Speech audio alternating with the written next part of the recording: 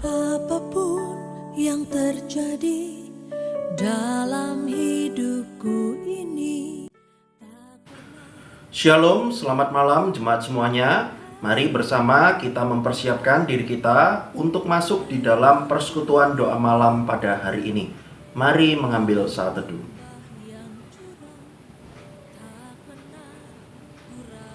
Persekutuan doa malam pada hari ini kita mulai di dalam nama Bapa, Putra, dan Roh Kudus. Amin.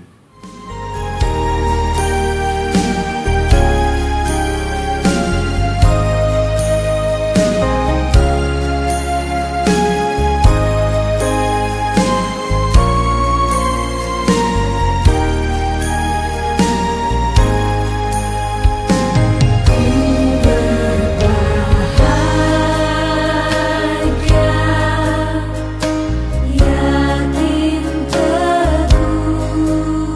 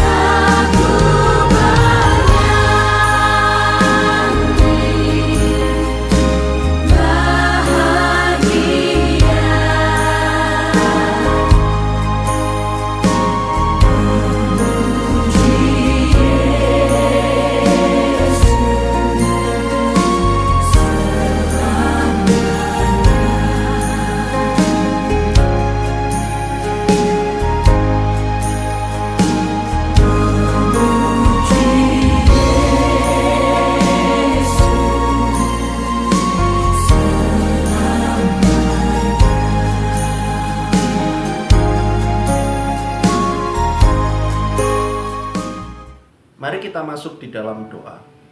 Bapa yang di sorga, kami berdoa menyerahkan untuk persekutuan doa malam pada hari ini ke dalam tangan-Mu. Tolonglah setiap kami jemaat-jemaat Tuhan, supaya kami terus bertumbuh melalui pujian, melalui kebenaran firman Tuhan. Tolonglah kami supaya kami terus menyandarkan hidup kami hanya kepada Tuhan saja. Terima kasih ya Tuhan, inilah doa kami, di dalam nama Tuhan Yesus kami berdoa. Amin.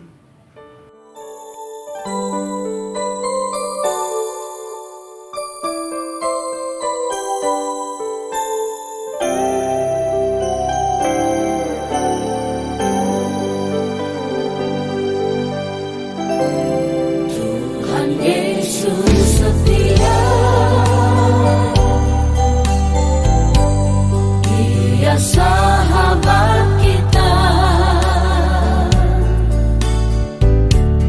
dalam segala susahku, selalu menghiburku.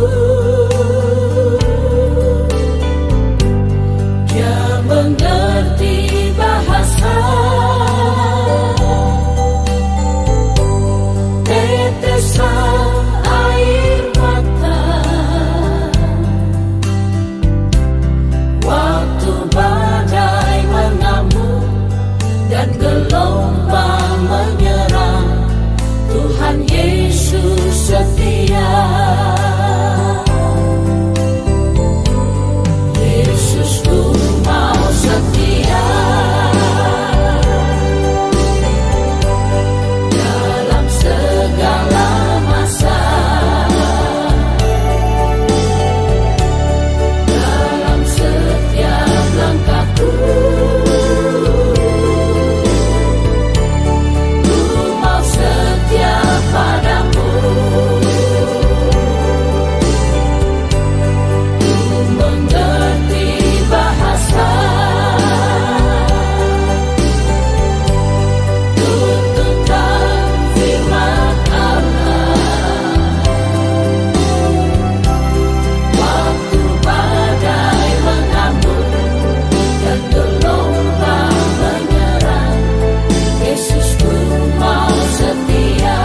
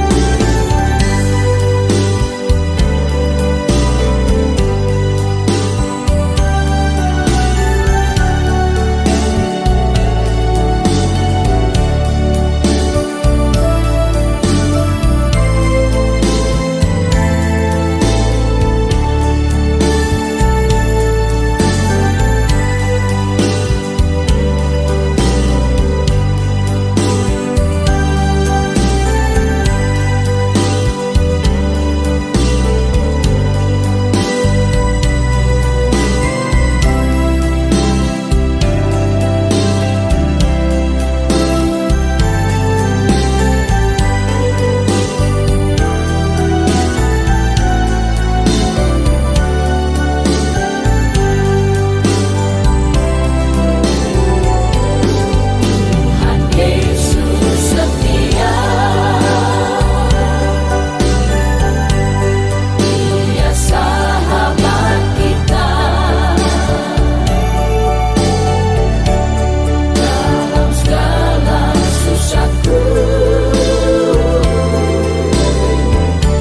selalu menghiburku. Dia mengerti bahasa tetesan air mata waktu badai mengamuk dan gelombang menyerang. Tuhan Yesus setia. Waktu badai mengamuk dan gelombang menyerang, Tuhan Yesus setia.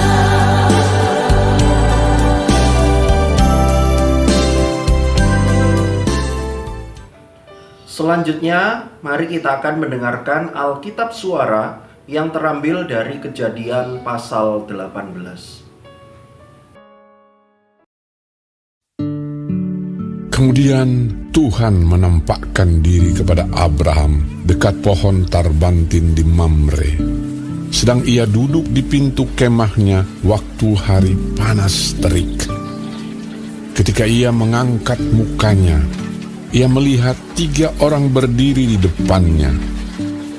Sesudah dilihatnya mereka, ia berlari dari pintu kemahnya menyongsong mereka. Lalu sujudlah ia sampai ke tanah, serta berkata, Tuanku, jika aku telah mendapat kasih Tuanku, janganlah kiranya lampaui hamba-Mu ini. Biarlah diambil air sedikit, basuhlah kakimu, dan duduklah beristirahat di bawah pohon ini. Biarlah ku ambil sepotong roti, supaya Tuhan segar kembali. Kemudian bolehlah Tuhan meneruskan perjalanannya, sebab Tuhan telah datang ke tempat hamba-Mu ini. Jawab mereka, perbuatlah seperti yang kau katakan itu. Lalu Abraham segera pergi ke kemah mendapatkan Sarah, serta berkata, Segeralah, ambil 3 sukat tepung yang terbaik, remaslah itu dan buatlah roti bundar. Lalu berlarilah Abraham kepada lembu sapinya. Ia mengambil seekor anak lembu yang empuk dan baik dagingnya, dan memberikannya kepada seorang bujangnya. Lalu orang ini segera mengolahnya. Kemudian diambilnya dadih dan susu serta anak lembu yang telah diolah itu, lalu dihidangkannya di depan orang-orang itu. Dan ia berdiri di dekat mereka di bawah pohon itu, sedang mereka makan.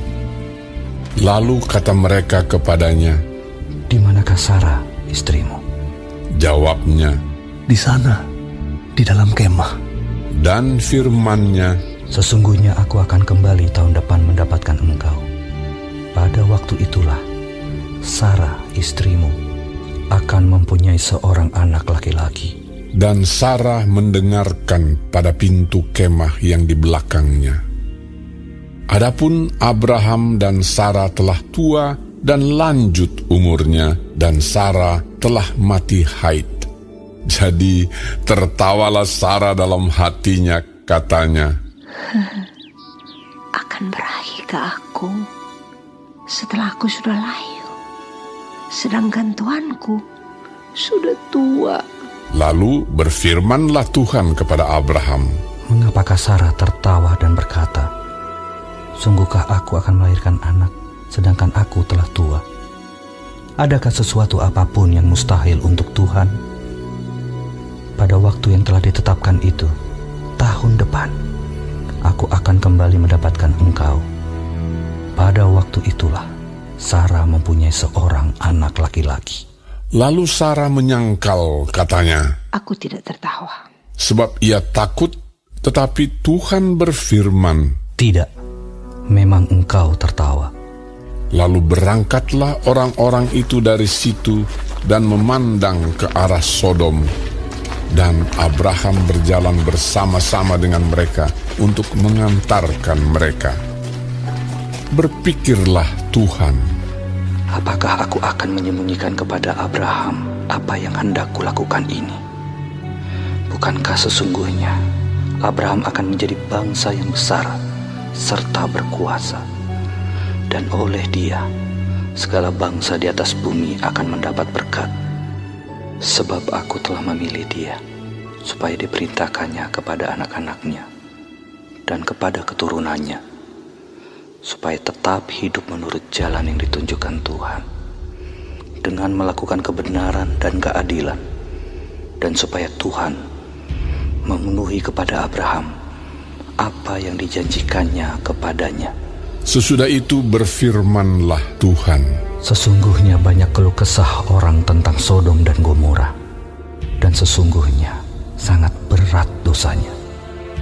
Baiklah, aku turun untuk melihat Apakah benar-benar mereka telah berkelakuan seperti keluh kesah orang yang telah sampai kepadaku atau tidak? Aku hendak mengetahuinya. Lalu berpalinglah orang-orang itu dari situ dan berjalan ke Sodom. Tetapi Abraham masih tetap berdiri di hadapan Tuhan. Abraham datang mendekat dan berkata, Apakah engkau akan melenyapkan orang benar bersama-sama dengan orang fasik? Bagaimana sekiranya ada 50 orang benar dalam kota itu? Apakah engkau akan melenyapkan tempat itu? Dan tidakkah engkau mengampuninya karena ke-50 orang benar yang ada di dalamnya itu? Jauhlah kiranya daripadamu untuk berbuat demikian, membunuh orang benar bersama-sama dengan orang fasik, sehingga orang benar itu seolah-olah sama dengan orang fasik. Jauhlah kiranya yang demikian daripadamu. Masakan hakim segenap bumi tidak menghukum dengan adil? Tuhan berfirman, Jika kudapati 50 orang benar dalam kota Sodom, aku akan mengampuni seluruh tempat itu karena mereka. Abraham menyahut, Sesungguhnya aku telah memberanikan diri berkata kepada Tuhan, walaupun aku debu dan abu, sekiranya kurang 5 orang dari ke-50 orang benar itu, apakah engkau akan memusnahkan seluruh kota itu karena yang 5 itu? firman-Nya, Aku tidak memusnahkannya jika kudapati 45 di sana. Lagi Abraham melanjutkan perkataannya kepadanya, Sekiranya 40 didapati di sana, firman-Nya, Aku tidak akan berbuat demikian karena yang 40 itu. katanya, janganlah kiranya Tuhan murka kalau aku berkata sekali lagi, sekiranya 30 didapati di sana. firman-Nya, Aku tidak akan berbuat demikian jika kudapati 30 di sana. katanya, Sesungguhnya aku telah memberanikan diri berkata kepada Tuhan, sekiranya 20 didapati di sana. firman-Nya, Aku tidak akan memusnahkannya karena yang 20 itu. katanya, Janganlah kiranya Tuhan murka kalau aku berkata lagi sekali ini saja, sekiranya 10 didapati di sana. firman-Nya, Aku tidak akan memusnahkannya karena yang 10 itu. Lalu pergilah Tuhan setelah ia selesai berfirman kepada Abraham, dan kembalilah Abraham ke tempat tinggalnya. Mari jemaat semuanya, kita akan mempersiapkan diri kita untuk merenungkan firman Tuhan. Mari kita berdoa. Bapa yang di sorga, kami berdoa menyerahkan untuk waktu setiap kami yang Kau telah berikan supaya kami dapat belajar kebenaran firman Tuhan.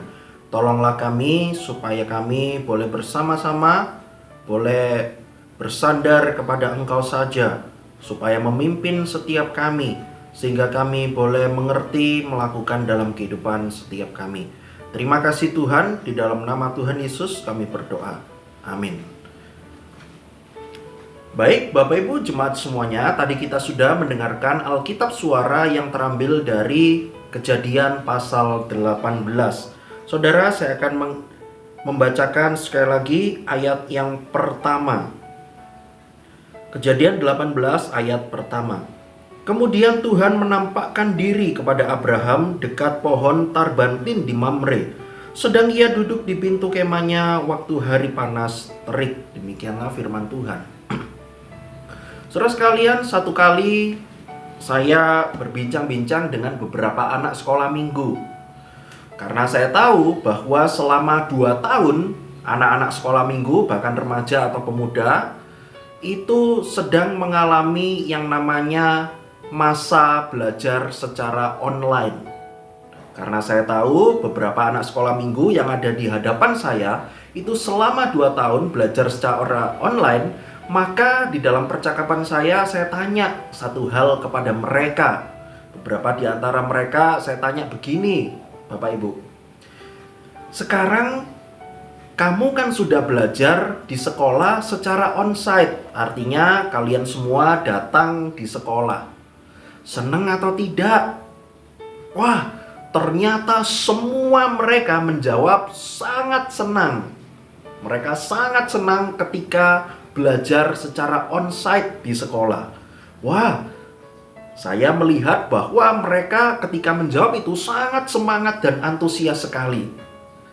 Saya tanya, oh ya? Wah, bagus dong kalau begitu. Emang kenapa sih onsite ketika kamu datang di sekolah, belajar di sekolah dari pagi sampai siang? Kenapa sih kok lebih senang daripada kalau di rumah secara online? Iya loh, Sir. Mereka jawab begini. Iya loh, Sir. Enak kalau secara onsite langsung di sekolah. Karena apa? Salah satunya loh, Sir. Karena saya bisa bertemu dengan teman-teman saya. Nah, kalau online di rumah, saya hanya bisa memandang wajahnya saja melalui Zoom. Atau bahkan kalau kameranya tidak dinyalakan, saya cuma melihat namanya saja. Tapi wajahnya tidak kelihatan karena kameranya dimatikan ketika belajar Zoom. Jadi mereka senang, Bapak Ibu, karena mereka bisa bertemu dengan teman-teman mereka. Mereka bisa ngobrol, mereka bisa makan bareng, dan ketika jam istirahat mereka bisa bermain sama-sama dengan teman-teman mereka. Wah, apalagi enaknya kalau kamu belajar langsung di sekolah. Iya loh, Sir. Pertama, saya tidak lagi dimarah-marahi oleh mama saya. Wah, ternyata beberapa di antara mereka ketika belajar secara online di rumah, mamanya itu sering marah-marah. Karena anaknya tidak mau konsentrasi mengikuti pelajaran, tetapi sambil lari-lari, sambil tidur-tiduran dan sebagainya. Karena itu mereka sering kali dimarahi atau diomeli mama mereka. Tapi kalau di sekolah, mereka mau tidak mau harus duduk mendengarkan pelajaran yang disampaikan oleh guru mereka. Nah, mereka senang Bapak Ibu dengan hal-hal demikian. Tetapi sekarang loh, Sir, tidak semuanya enak kok, tidak semuanya senang. Karena apa? Karena ya, kalau sekolah, apalagi kalau sekarang secara onsite di sekolah, saya tuh paling tidak senang loh, Sir, dengan yang namanya ujian atau ulangan harian. Loh, emang kalau secara online tidak ada? Ada, tetapi lebih mudah mengerjakannya daripada kalau secara langsung ketika di sekolah. Jadi saya mendapati Bapak Ibu, dan saya mengamini perkataan mereka, salah satu hal yang paling membuat mereka susah dan tidak senang adalah ketika mereka mengerjakan soal-soal ujian. Saudara sekalian, berapa banyak di antara kita ketika kita menuntut ilmu, kita bersekolah dan sebagainya, kita memang paling tidak senang dengan yang namanya ujian. Karena soal ujian, soal ulangan harian tersebut berkali-kali membuat hidup kita ini semakin susah. Ketika kita melihat bahwa jadwal besok adalah ulangan harian, sehari sebelumnya kita pasti membaca bahan-bahan pelajaran tersebut dan pasti menyusahkan hidup kita semua. Apalagi ketika kita lihat bahwa beberapa hari mendatang, di dalam satu hari yang sama, ujiannya itu bukan cuma satu mata pelajaran, tetapi bayangkan harus melaksanakan ujian sebanyak 2 ataupun 3 mata pelajaran. Maka susahnya itu bisa double-double dibandingkan dengan ulangan hariannya kalau cuma 1. Saudara sekalian, kita tahu betul bagaimana kondisi setiap kita ketika kita hendak mempersiapkan diri mengerjakan soal-soal ujian. Kita tahu dengan betul kondisi setiap kita, betapa susahnya hidup kita ketika kita harus belajar mati-matian, apalagi ketika soal ulangannya itu adalah mata pelajaran yang sangat sulit bagi setiap kita. Saudara sekalian, ujian membuat hidup kita itu mengalami sebuah hal yang namanya disebut kesedihan. Aduh, besok ulangan. Aduh, gimana ini? Membuat saya hidupnya makin hari makin susah gitu ya. Mungkin ada yang seperti itu, saudara sekalian.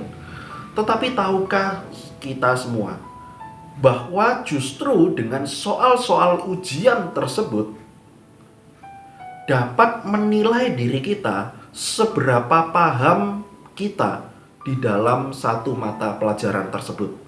Ketika kita sudah paham, kita mengerjakan soal itu, kita akan naik level, kita akan naik kelas.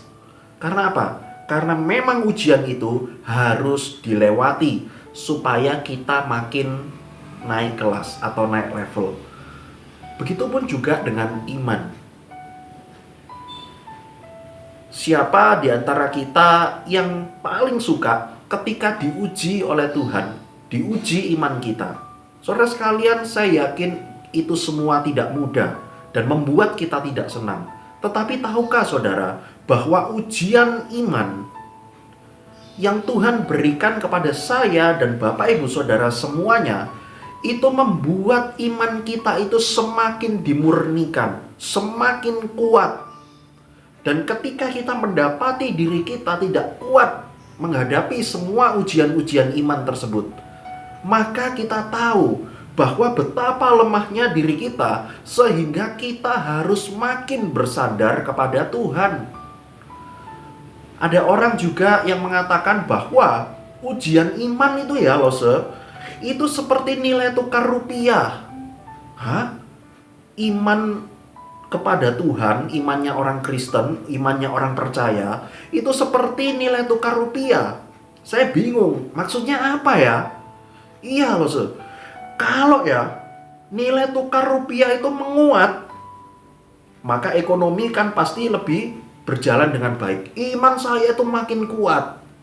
Nah, sedangkan kalau nilai tukar rupiah dengan dolar Amerika itu menurun, itu saya makin dikatakan imannya juga makin menurun. Kalau rupiahnya, nilai tukar rupiahnya kuat, iman saya kuat. Tapi kalau nilai tukar rupiah turun, iman saya juga turun. Saudara sekalian, apakah memang seperti itu? Di dalam setiap kehidupan sehari-hari kita kerap kali menemukan bahwa iman kita itu diuji oleh Tuhan. Dan pertanyaannya, seberapa kuat iman kita? Dan ketika kita mendapati iman kita lemah, bahkan sedang jatuh, kepada siapakah kita datang untuk meminta pertolongan dan meminta perlindungan? Saudara sekalian, di dalam Kejadian 17:18, kita menemukan satu orang pribadi yang kita tahu bahwa seringkali dia disebut sebagai bapak orang beriman, yaitu namanya adalah Abraham.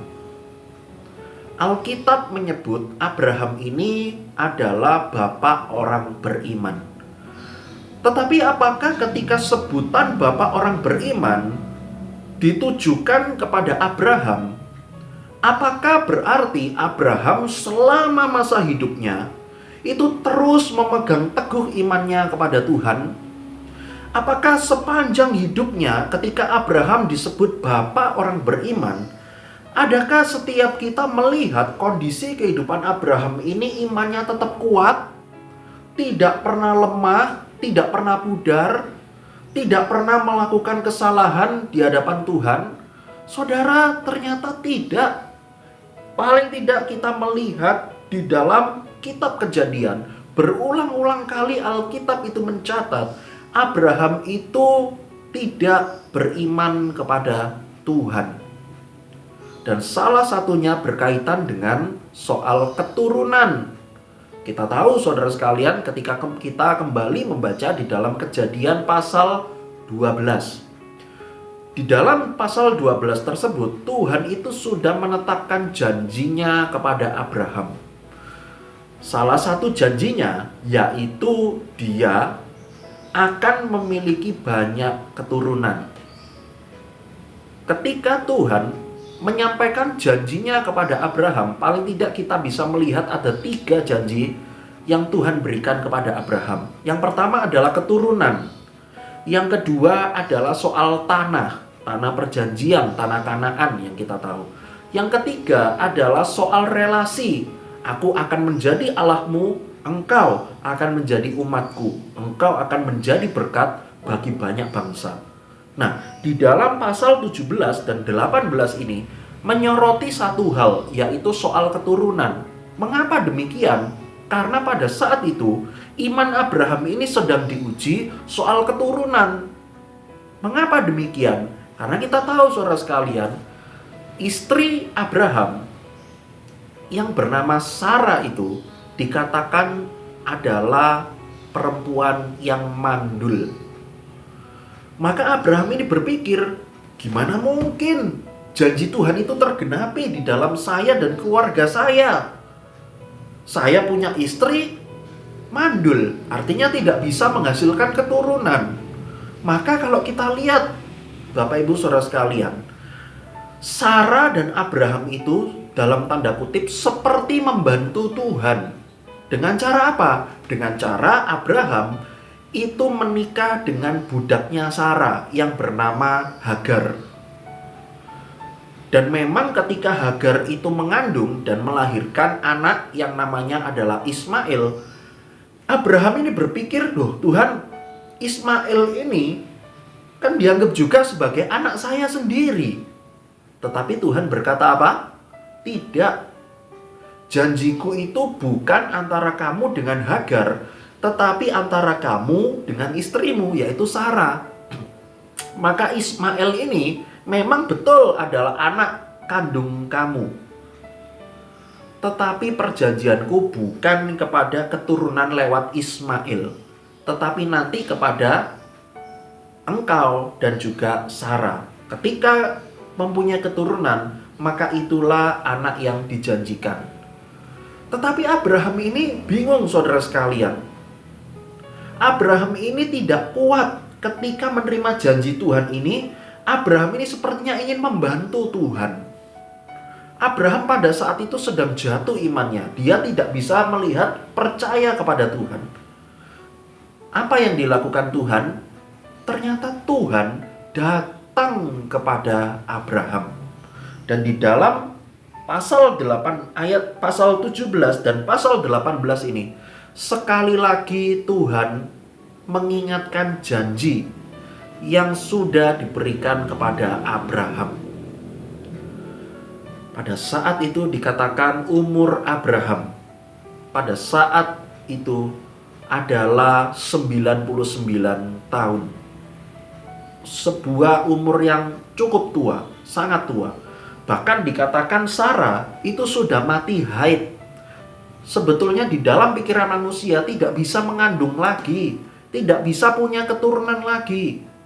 Tetapi saudara sekalian, ketika Tuhan datang kepada Abraham, di situ dikatakan demikian di dalam pasal 18 ayat yang pertama. Kalau kita melihat, iman Abraham itu kembali dikuatkan oleh Tuhan.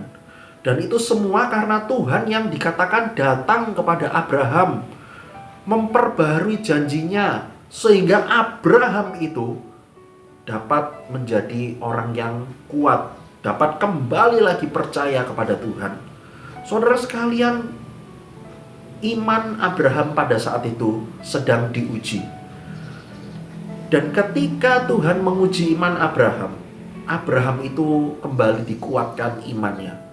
Saudara sekalian, tentu tidak mudah. Karena paling tidak kita tahu di dalam ceritanya, paling tidak Abraham itu sudah menunggu selama 25 tahun. Dari sejak pertama kali Tuhan memberikan janji kepada Abraham, sampai pada akhirnya Tuhan itu mengafirmasi janjinya lagi kepada Abraham, itu sepanjang 25 tahun Bapak Ibu. Dan ketika Tuhan itu datang kepada Abraham, engkau akan punya anak melalui Sarah. Abraham dan Sarah itu tidak serta-merta langsung setelah janji Tuhan datang, anaknya langsung lahir. Bukan saudara, harus menunggu lagi lama, 1 tahun lagi, sampai akhirnya Ishak lahir. Saudara sekalian, tentu kita tahu bahwa di dalam kejadian ini Abraham itu ternyata tidak selamanya mempunyai iman yang tetap kuat. Ada kalanya dia itu lemah, ada kalanya dia itu jatuh, ada kalanya dia itu ragu kepada janji Tuhan, apakah betul tergenapi atau tidak. Tetapi ketika Tuhan itu datang menguatkan lagi iman Abraham, maka Abraham dikatakan percaya kepada Tuhan. Saudara sekalian, adakah setiap kita itu ketika mengalami ujian iman, kita ragu kepada Tuhan? Saudara, bisa orang percaya itu ragu kepada Tuhan. Tetapi jangan sampai kita itu tidak percaya kepada janji Tuhan. Kita bisa ragu, tetapi kita tidak boleh tidak percaya. Kita harus tetap percaya kepada Tuhan. Saudara sekalian, selama kita hidup sekarang ini, saya yakin hidup kita ini makin lama itu makin susah. Ekonomi dunia, khususnya di Indonesia, itu makin hari makin memprihatinkan. Kalau dulu kita ingat, kita dagang misalnya, kita ingat bahwa untungnya itu bisa banyak, usahanya itu bisa enak sekali, bisa lancar. Tetapi saudara sekalian, saya mendapati begitu banyak orang, dan khususnya keluarga saya sendiri dan teman-teman saya dulu, itu ketika usahanya dulu itu enak, bisa lancar, sekarang makin hari makin susah. Saudara sekalian, ketika kita mengalami semuanya itu, mungkin sekarang kita sedang lemah. Mungkin sekarang kita ragu kepada pemeliharaan Tuhan. Tetapi paling tidak di dalam renungan firman Tuhan pada malam hari ini, kita belajar dari pekerjaan Tuhan melalui Abraham. Saudara sekalian, Abraham bisa lemah. Abraham bisa ragu kepada Tuhan. Tetapi ketika Tuhan datang untuk menolong dia, Abraham itu bisa bangkit. Abraham itu bisa menguatkan imannya. Itu semua karena pekerjaan Tuhan yang Tuhan lakukan kepada Abraham. Bagaimana dengan setiap kita? Sekarang mungkin kita sedang mengalami keraguan. Apakah bisa? Bisa. Tetapi ingatlah, ada Tuhan yang menolong setiap kita. Ingatlah bahwa ketika kita membutuhkan pertolongan, maka ada Tuhan yang datang kepada kita untuk memberikan kekuatan kepada kita, sehingga ketika kita bisa bangkit di dalam semuanya itu, kita dapat percaya kepada Tuhan. Kita menyandarkan hidup kita kepada Tuhan. Saudara sekalian, satu kali saya tutup perenungan firman Tuhan ini dengan sebuah kisah. Sebuah kisah ini bercerita bagaimana seorang anak kecil, sebutlah usianya itu 10 tahun. Saudara sekalian, ketika dia masih berumur 10 tahun, 10 tahun itu mungkin kelas 4 SD atau 5 SD kalau sekarang ini. Saudara sekalian, anak 10 tahun ini baru saja tahun lalu itu percaya kepada Tuhan. Dan ketika dia mendapati dia itu sudah percaya kepada Tuhan Yesus, ada orang yang menceritakan Tuhan Yesus kepadanya dan dia bisa percaya kepada Tuhan. Tapi ketika dia itu percaya kepada Tuhan Yesus, dia itu punya papa dan juga punya mama, itu adalah orang yang bukan percaya kepada Tuhan. Maka ketika papa dan mamanya ini mendapati anaknya yang baru berusia 10 tahun ini, ternyata didapati sudah 1 tahun lamanya pergi ke gereja, beribadah sekolah minggu, berdoa kepada Tuhan Yesus, maka sangat marahlah papa dan mamanya. Biasanya setiap hari dia diberikan uang saku. Tetapi kali ini saking papa dan mamanya itu sangat marah dan tidak setuju kalau anaknya ini pergi ke gereja, percaya kepada Tuhan Yesus, maka pada akhirnya papa dan mamanya memutuskan untuk memotong uang sakunya. Kalau dulunya full, misalnya 10.000, kali ini dipotong menjadi 5.000, misalnya saya ambil contoh. Jadi dipotong, saudara. Kalau kita jadi anak kecil yang masih umurnya 10 tahun, apa yang akan kita lakukan?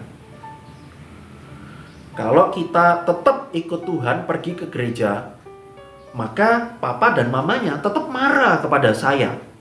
Lalu paling tidak kita menerima akibatnya, uang jajannya dipotong separuhnya.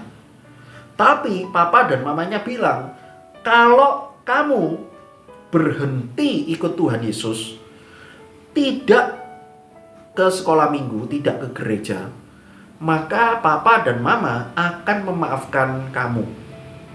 Uang sakunya kalau dulu 10.000, papa dan mama tambahi sekarang jadi 15.000.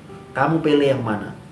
Saudara, kalau kita menerima tawaran pilihan seperti itu, manakah yang kita pilih? Mungkin kita berpikir, pilihan kedua ini lebih enak ya. Papa dan mama tidak jadi benci saya tetap dicintai mereka, lalu uang saku saya ditambahi lagi. Kalau dulu 10.000, sekarang 15.000. Saudara, manakah yang kita pilih? Saudara, ternyata anak itu memilih, tidak apa-apa, 5.000. Saya masih bisa makan, nanti kalau pulang sekolah saya masih bisa makan siang di rumah. Tidak apa-apa, nanti 5.000 itu juga sebagian saya tabung untuk nanti ketika sekolah minggu itu dijadikan sebagai persembahan di gereja.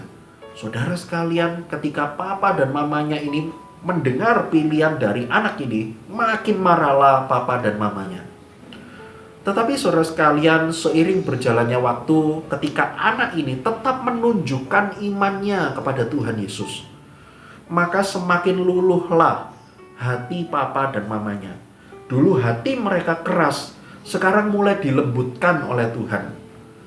Mereka berdua, papa dan mamanya, mulai tertarik. Kira-kira di gereja itu anaknya ini diajari apa sih? Kok bisa anaknya sekarang ini menjadi anak yang dikatakan makin dewasa dan makin giat untuk mengikut Tuhan? Papa mamanya mulai tertarik, saudara sekalian. Nah, saudara sekalian, dari kisah anak kecil ini kita bisa mendapati iman kita selama kita hidup bisa diuji. Di dalam keadaan apapun bisa diuji. Tetapi kita melihat ketika kita lemah, kita tidak berdaya, tetap ada Tuhan yang menjaga iman kita untuk kita boleh tetap kuat di dalam Tuhan. Saudara, maukah setiap kita percaya penuh kepada Tuhan? Dan mari bersama-sama saya dan kita semuanya belajar terus di dalam keadaan apapun. Kita mengalami ujian iman, mari kita percaya ada Tuhan yang datang kepada kita dan menguatkan kita. Amin. Mari kita berdoa. Bapa yang di sorga, terima kasih Tuhan. Firman-Mu hari ini menolong setiap kami, supaya kami dapat tetap percaya kepada Tuhan.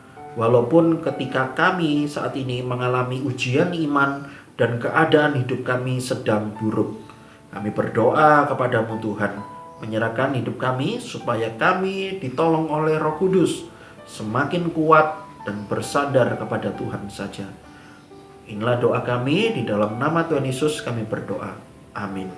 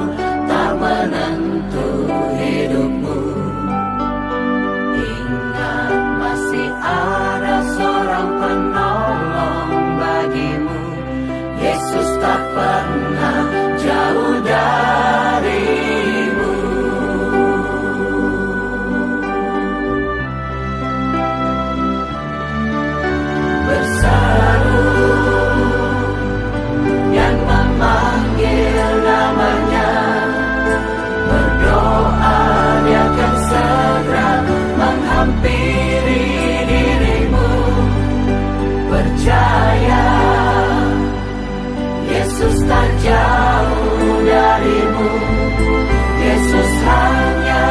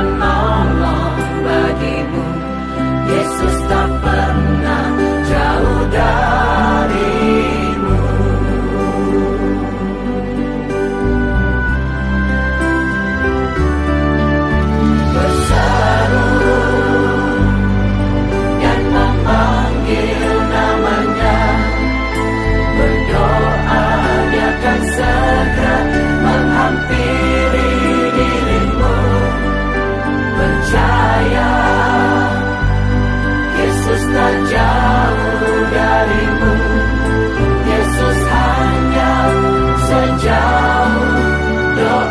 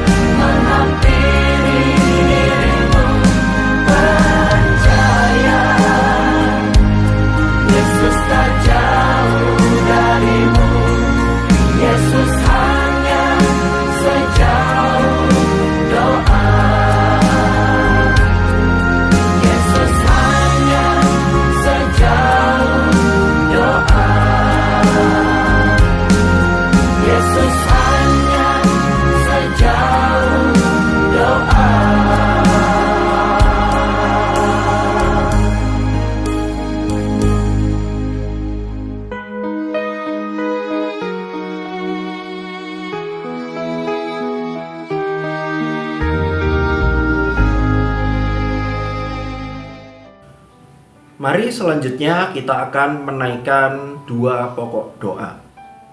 Dua pokok doa kita akan sama-sama berdoa, saya yang akan memimpinnya. Yang pertama, mari kita berdoa untuk negara Indonesia.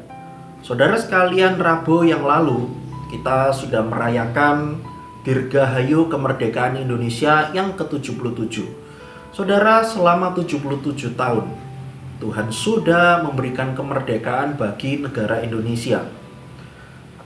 Ada begitu banyak hal yang sudah Tuhan buat kepada negara kita ini. Pembangunan negara tetap berjalan. Kita berdoa untuk kedepannya para pemimpin negara, bahkan nanti 2 tahun mendatang akan terjadi pergantian presiden. Kita tetap berdoa supaya nanti siapapun pemimpin yang terpilih nanti, presiden dan wakil presiden tersebut itu tetap boleh dipakai oleh Tuhan untuk dapat membangun terus negara Indonesia ini semakin hari semakin baik. Kita berdoa supaya rakyat Indonesia tetap diberikan Tuhan semangat untuk dapat mendukung para pemerintah, supaya mereka pun juga dapat tetap dipakai oleh Tuhan untuk bekerja dengan baik, menguntungkan rakyat, bukan mengambil keuntungan untuk diri sendiri. Saudara, mari kita berdoa untuk negara kita. Bapa yang di sorga, kami berdoa menyerahkan negara Indonesia ke dalam tangan-Mu Tuhan. Kami berdoa selama 77 tahun negara Indonesia ini sudah merdeka.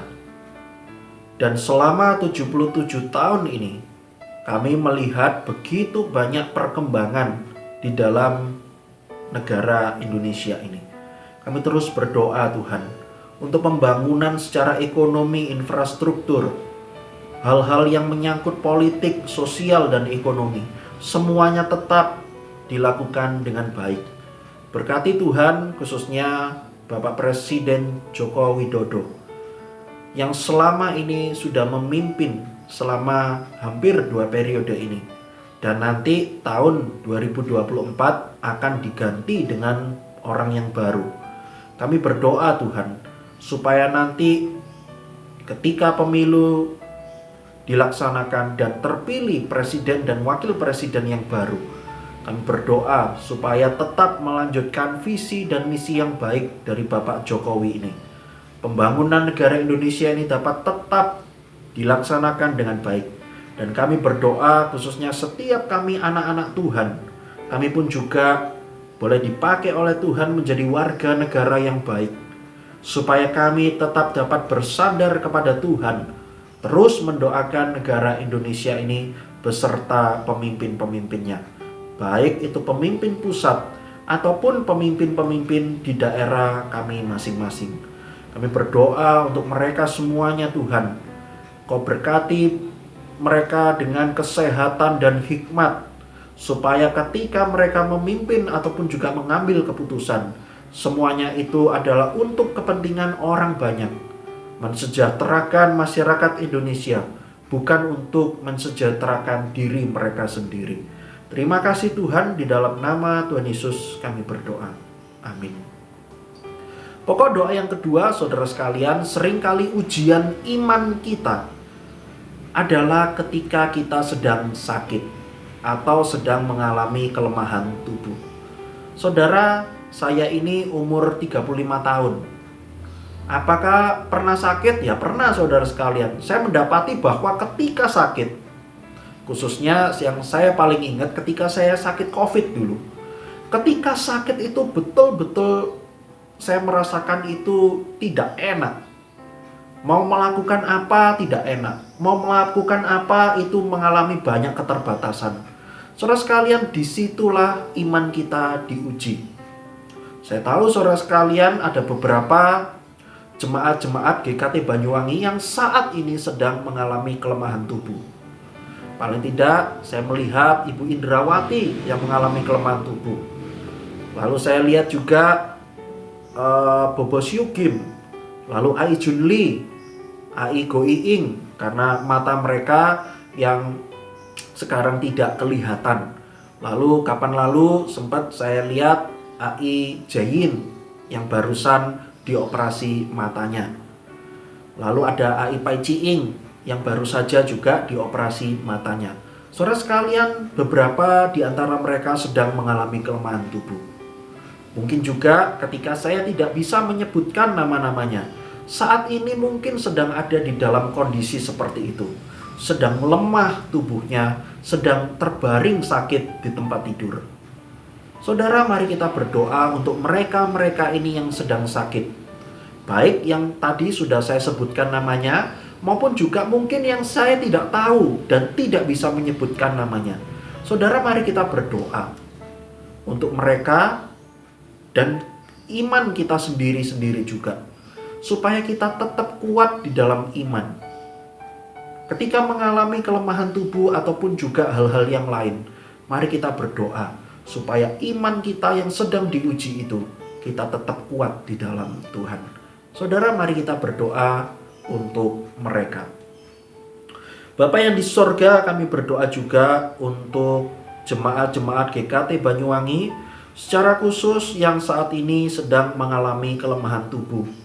Kami berdoa Tuhan, menyerahkan untuk Ibu Indrawati dalam tangan-Mu, lalu Ai Go Iing, Ai Junli, Bobo Syugim, lalu kapan lalu sudah ada Ai Jayin yang sempat mengalami operasi mata, lalu juga Ai Pai Ciing yang beberapa hari yang lalu juga dioperasi matanya. Ataupun juga mungkin jemaat-jemaat yang saya tidak sebutkan namanya pada malam hari ini. Kami berdoa bagi mereka semuanya. Ketika mereka saat ini sedang mengalami kelemahan tubuh, kami berdoa Tuhan supaya mereka dikuatkan iman mereka di dalam sakit penyakit yang mereka alami saat ini. Kami mohonkan kepadamu Tuhan, Engkau memberikan kekuatan iman bagi mereka. Berkati keluarga mereka yang sedang memberikan perawatan dan mendampingi, supaya Engkau juga memberikan kesehatan dan kesabaran bagi mereka semua, supaya semuanya itu Tuhan pakai untuk memberikan perawatan dan mendampingi keluarga mereka yang sedang sakit dan mengalami kelemahan tubuh. Kami serahkan juga mungkin ada jemaat-jemaat GKT Banyuwangi lain yang saat ini sedang mengalami kelemahan tubuh, dan saya tidak menyebutkan nama-namanya.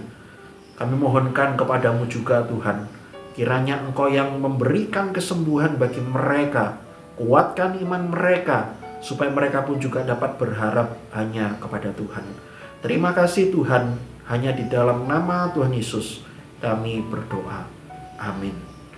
Persekutuan doa malam pada hari ini selesai. Saat teduh, Tuhan Yesus memberkati.